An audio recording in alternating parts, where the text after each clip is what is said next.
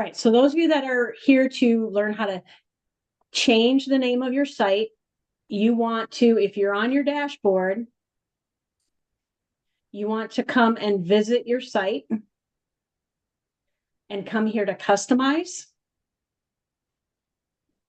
And under site identity, you put your title in here and make sure you hit the publish button. This will turn it'll turn a brighter, like a blue color that you need to publish any changes you make.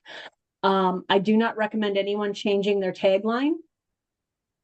I did get rid of the little brackets because I had someone trying to get the control button and the bracket before the D and the little bracket after the D along with the D all hit at the same time on their keyboard, and their computer did an error.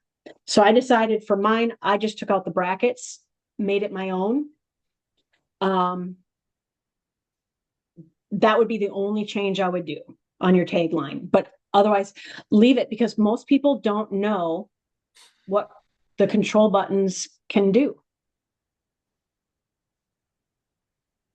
Most people don't know that if they do a control and the letter D, they will bookmark that page that they're on.